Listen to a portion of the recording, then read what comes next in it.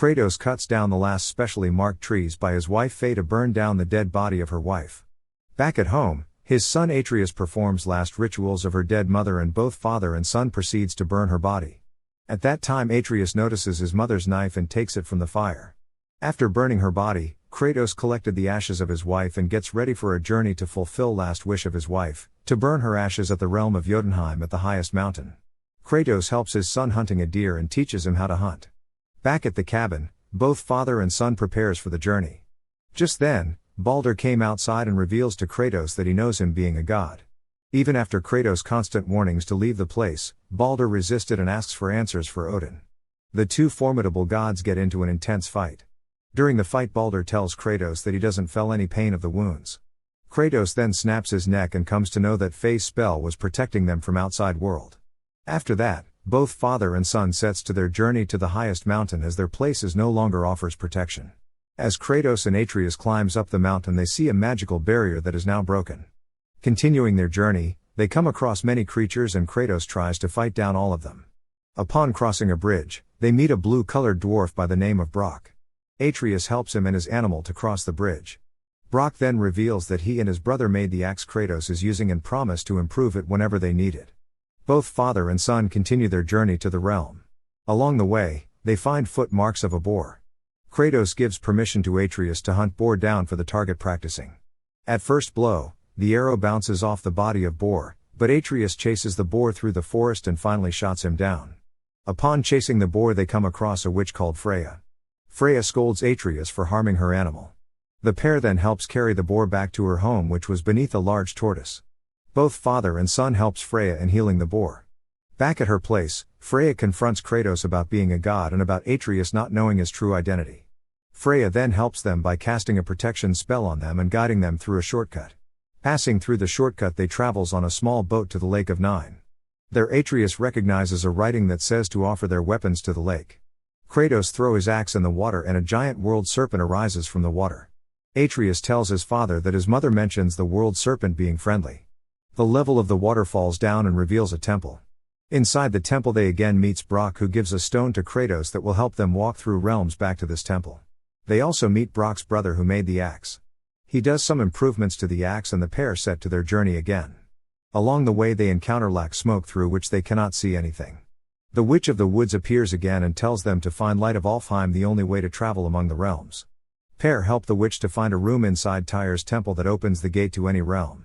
They then open the gate to the realm of Alfheim with the help of Bifrost. She gives Kratos Bifrost with which he can travel any realm and capture the Light of Alfheim. As three of them enter Alfheim, the witch is forced to return back to the temple. The father and son continue their journey to find the Light of Alfheim. Kratos fights many dark elves. Just then, Kratos is pulled in by a light where he hears Atreus talking to his mother. He fights with dark creatures and is then pulled out by Atreus.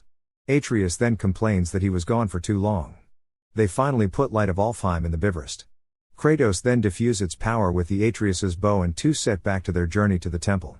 Along the way they both got into argument about Faye's death and Kratos tells Atreus that he mourns in his own way.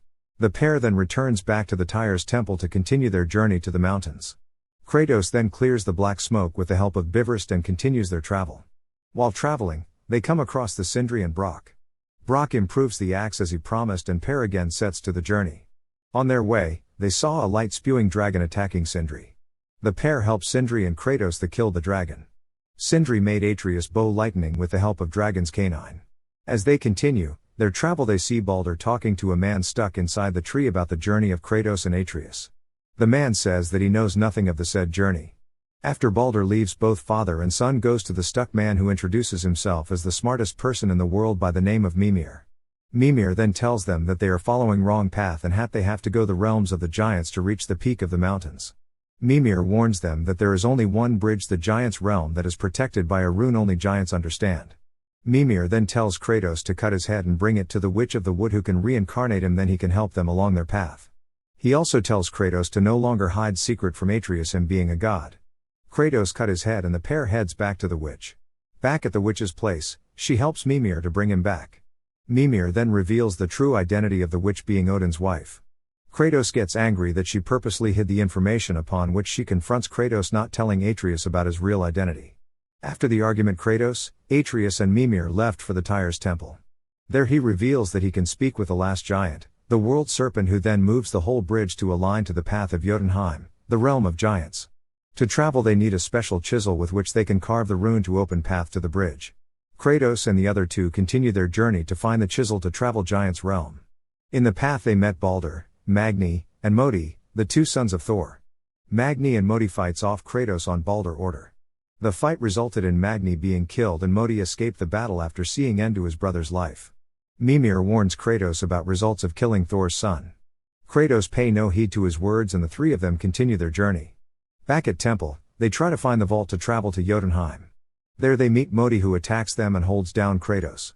He continues to speak ill about Faye, which angers Atreus. In this state Atreus reveals his true identity and collapse downs.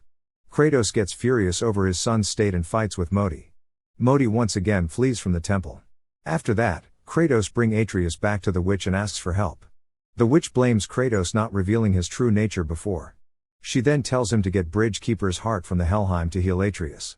She also warns her that his icy axe will not work at Helheim as it's very cold. Kratos entrusts Atreus with Freya and travels back to his old cabin to retrieve blades of chaos given to him by Ares. Athena appears in front of Kratos, reminding him of his past and saying that he still is a monster.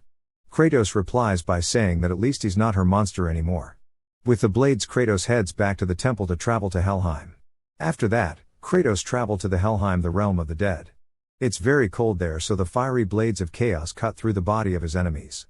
Kratos keep fighting all the creatures until he arrive at the Bridge of Damned. There he kills the bridge keeper and takes out his heart. On his way back, he sees an illusion of his father Zeus. Mimir warns that the realm mess with people by triggering their past. On their way back, Mimir finds out that Kratos is ghost of Spartan.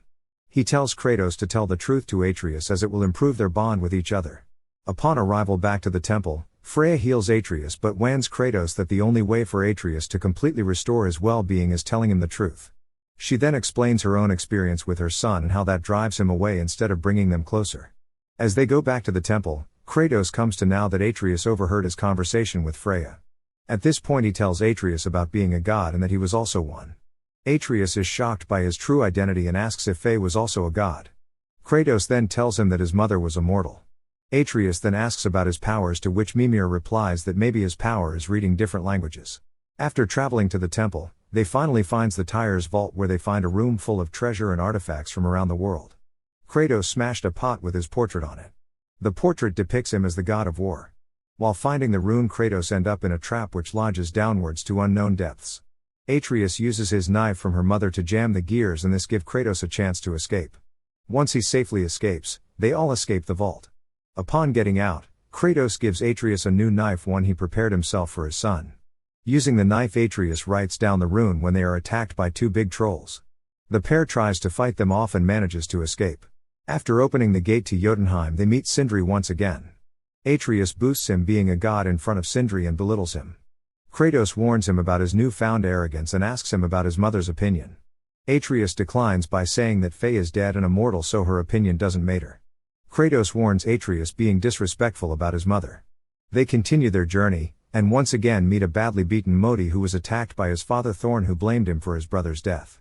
He once again insults Atreus, which causes Atreus to kick him to the depth. Kratos scolds him for his act and warns him about result of killing a god. Kratos then opens the gate of Jotunheim with the help of the rune. Just then Balder comes in and he destroys the gateway to the Jotunheim. Atreus becomes enraged and attacks Balder with the axe. Balder then tells him that he doesn't feel pain. Balder then holds down Kratos and jumps off the mountain. Kratos follows them and they all landed in the Helheim again. There Kratos and Atreus get separated from Balder and continue their way. Along the way they see that Balder is Freya's son and how she cast a spell to protect his son of any feelings. Then they see the vision of Kratos fighting with his father Zeus. Atreus helps Kratos to snap back to reality.